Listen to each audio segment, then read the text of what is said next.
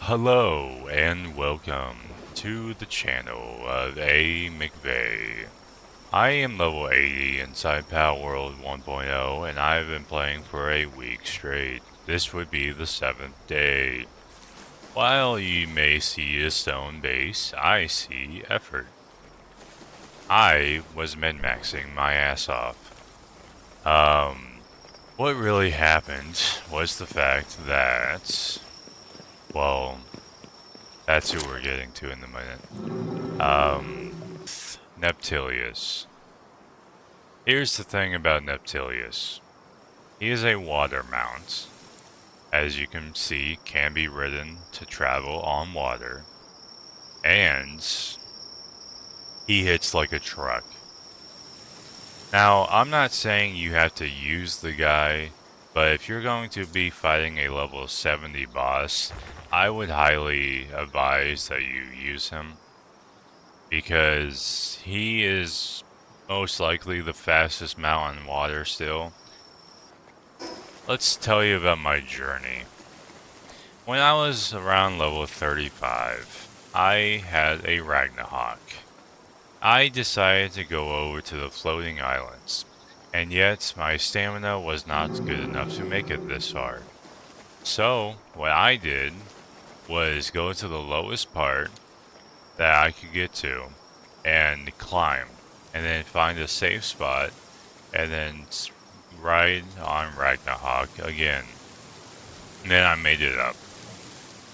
The next day, I believe, I found metal scraps, in which this was always been a part of the game. I forgot this existed. And when it comes to metal piles of scraps, depending on your location, you can get some spears.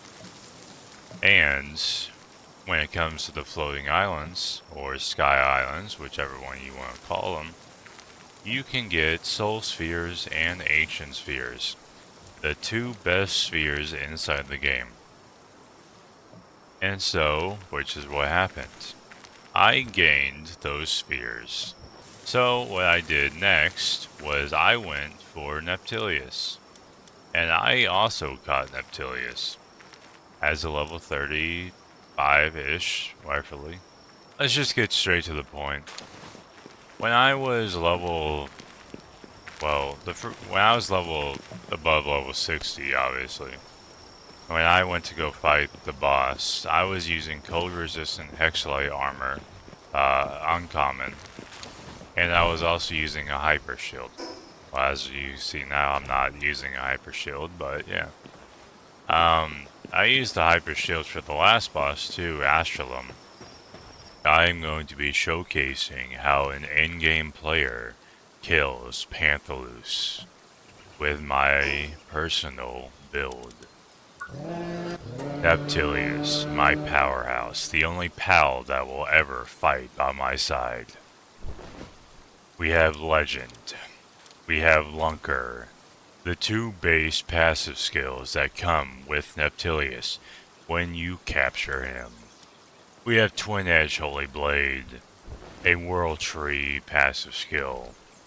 50% attack, minus 30% defense. We have Demon Guide, 30% attack, 5% defense. His base attack with 0 buffs and awakened is 6,331. His defense, 3,209. His health, 18,260. If I managed to get another trait, I would cut his health down by half, most likely, and get more damage out of him. I am using Celestier Noct, Axe Down. 80% attack increase for health in exchange. Vanguard, Healing Coach, Idiosyncratic, Stronghold Strategist. That is 10% defense, 10% in player attack, 5% auto health, and then another 50, 220% player regeneration, and 200% to the pals. Celestia recovers health of the player and the party pals by 0.75% per second. Lumen. The player's arrows explode on contact, dealing additional damage to 30% of the player's attack. King Lux improves players' and pals' water damage to enemies' weak points by 40%. If you want to see what Neptilius can really do, watch the rest of this video. Neptilius Boost. Neptilius, eat the Mammoris curry. Neptilius, where are you at now? 11,707 attack, 3530 defense. And he's not even at his final stage. He only loses 40 HP a second thanks to all the health regeneration that I have. Anyways, I'm going to show you the boss fight with Panthalus.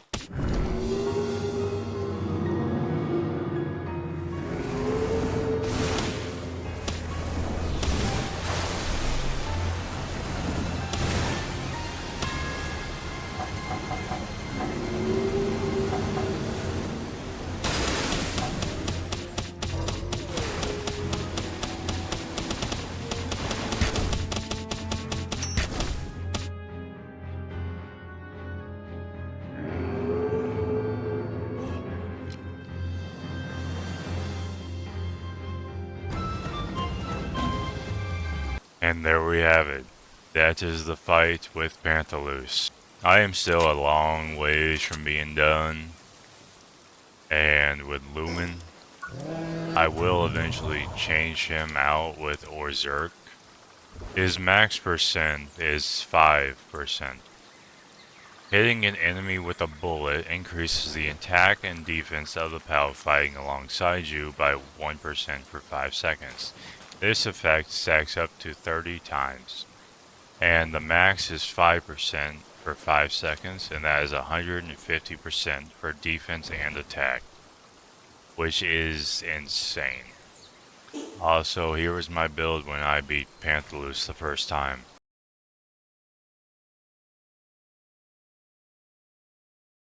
Anyways, if you want to see more content like this, like and subscribe. Comment down below if you want, and we'll see you next time.